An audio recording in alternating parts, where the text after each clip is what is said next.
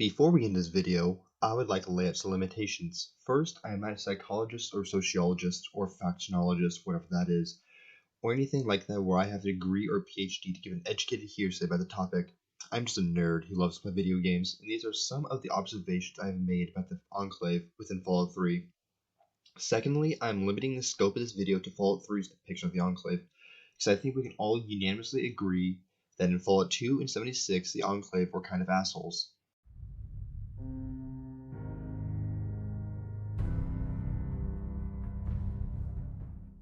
I love the Enclave. Its aesthetic, feeling, power, look, history, relations, appearance, almost everything about the faction makes them feel amazing and exceedingly powerful, which isn't really a surprise at all, since their pre-war incarnation had immense sway with the US government and the largest corporations in their pocket. Nuka-Cola, Voltec, Poseidon Energy, Robco, Westtech, Mass Fusion, Big MT, etc.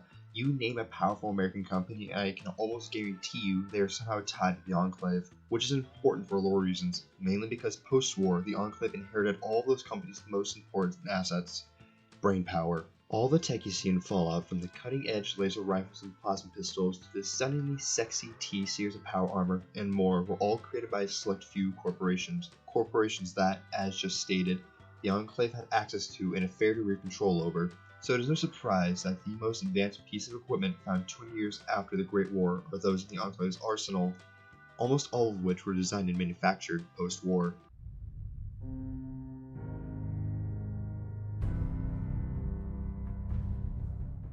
So for those of you who have not played Fallout 3, the main storyline goes like this. You, as a young Vault Dweller, are forced to escape from Vault 101 into the Great Wastes, also known as the Capital Wasteland, after your dad, voiced by Liam Neeson by the way, had just done the same hours prior, causing a Vault-wide panic and lockdown order by the Overseer.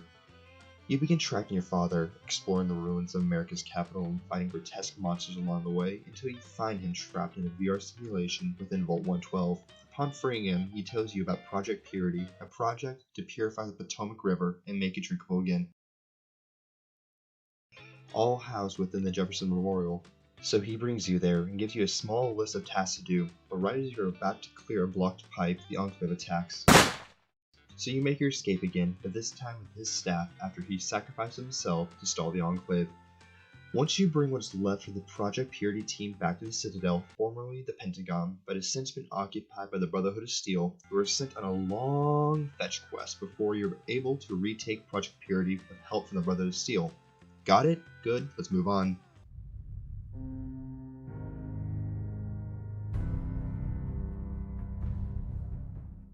Many players who have a negative view of the Enclave often only look at the moral perspective and do not take into account the world in which we find the Enclave between 2066 and 2277. To set the scene for this 211-year time frame, this war was happening around the time the Enclave was formed and just before the Great War.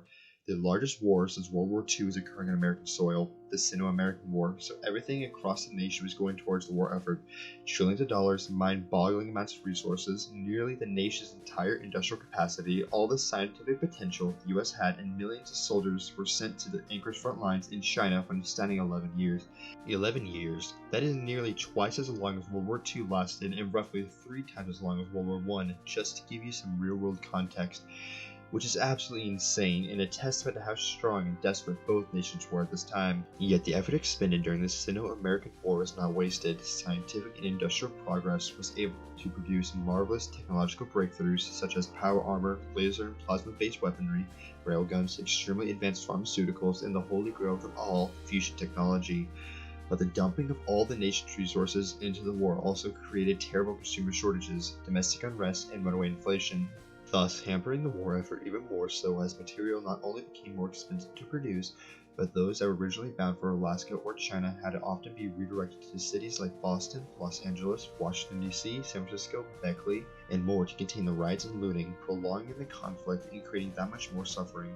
And we haven't even touched the subject of China's capabilities yet. China had an estimated population of over 3 billion compared to the endgame US population of roughly 400 million during the time of the resource wars. This gave the Chinese a population advantage of roughly 7.5 to 1, and by extension, the ability to send seemingly endless hordes of soldiers straight at the Americans without a second thought.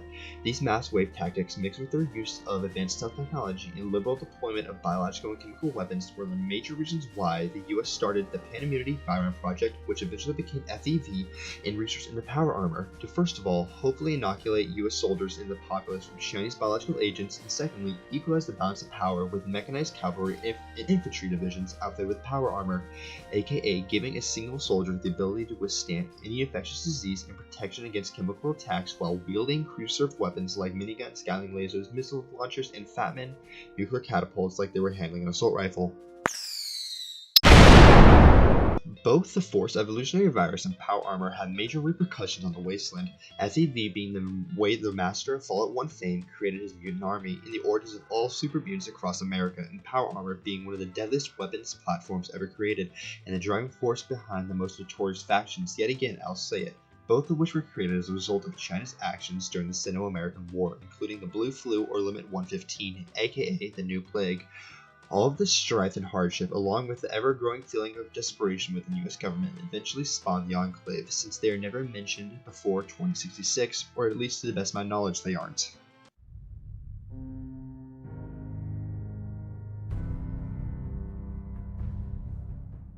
So now let's jump to roughly autumn of 2077, where the end of the war finally seems to be in sight.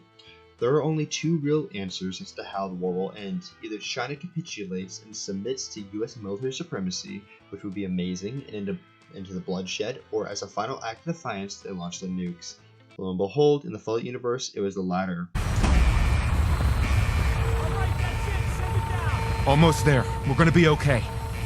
I love you. Both of you. We love you too. Oh my god! Hold on! Oh god!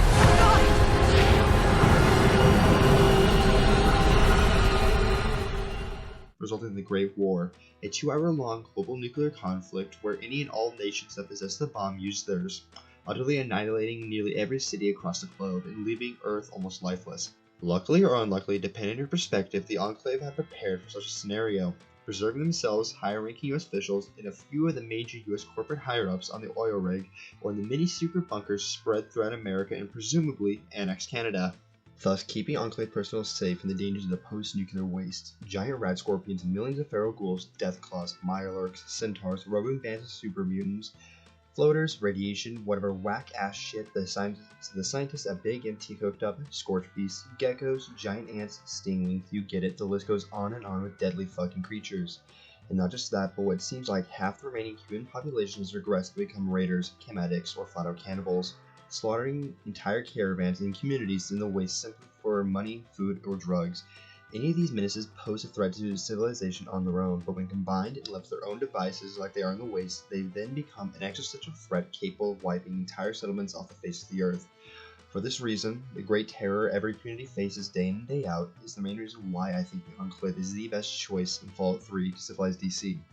The BOS is too focused on keeping status quo and doing charity work. Talent Company only cares who will pay them the most. Rivet City is too weak to do anything outside of its own confines, and the ghouls of Underworld will never be able to govern purely because of ghoul racism. The Enclave is the only faction willing to govern DC. This is, of course, not the end-all answer to everything in America, because I'm specifying DC, and I'm assuming that a successful nation/city-state like the NCR or New Vegas has not already been established in the area. I'm really searching for more really good factions right now, and I'm kind of short-handed.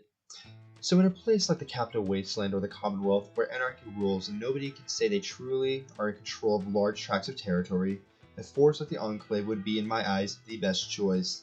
Since they are a strong faction with the ability to reorganize the chaotic and cruel waste into something more civilized, more American. And as we saw in Fallout 3, that is exactly what the Enclave had already begun to do, completing step 1 to rebuilding the good old US of A. So imagine for a moment the lawless wastes, filled with roving bands of raiders and supermutants, deathclaws of feral ghouls, mirelurks stalking the waterways, and massive insects who attack without provocation. all of which regularly do attack homesteads trying to make their way in this cruel world without much resistance except for the minor militias settlements form in a near futile attempt to protect themselves. Now let's introduce a strong military force that is able to sweep everything it comes up against simply from technological advantage alone, protecting said settlements with the big American-made guns in exchange for becoming a workforce. This is what the Enclave was doing in Fallout 3. They had already begun setting up checkpoints in strategically important crossroads to police trade routes and to cull the rampant mutant and ghoul populations, all of which was done in a relatively short amount of time to bring order where none existed. Now, while I won't speak admirably about their harsher than needed methods, I will say a government system like this is preferable to none at all. However, as a counterpoint, you do have to remember that this was no small task, but a monumental undertaking for such an already thinly spread force. And on top of that, you also have to take into account that you cannot judge the Enclave with our own moral system, but one that has been shaped by the extremely harsh and cruel post-nuclear world, where power and savagery is how order is maintained. This pretty much means that because the wasteland is harsh, the faction that brings peace may have to be brutal to contend. A great example would be the island hopping campaign of World War II, where the US Navy, Marines, and Army conducted dozens of amphibious assaults against entrenched Japanese positions on islands. In the opening years of the Pacific Theater on Guadalcanal, the Japanese would conduct banzai attacks straight into the American lines with bayonets affixed, practically guaranteeing a savage hand-to-hand battle in American foxholes and throughout the jungle. But eventually, as the war progressed and America won victory after victory, the Japanese resorted to ambushing US forces as they advanced up roads and through the jungles, especially on Iwo Jima and Okinawa. So Americans responded by using flamethrowers to burn the caves and pillboxes out, or outright blowing the shit out of them with self-propelled guns or naval artillery fire. An unimaginable brutality forced upon American soldiers and Marines, but in the end, their actions were justified to thwart fascism. This is how I view the Enclave's action of Fallout 3, just not the fascism part, because we all know there's an unwelcome element of it in there. What I'm talking about is their harsh treatment of wastelanders and often rash acts against them. That is just the reality they find themselves in, because on occasion, especially so when resources are stretched so thin, the ends do justify the means. Doubly so because the end goal is to create a functional society, rich with water and with cutting technology, out of the previous devastation.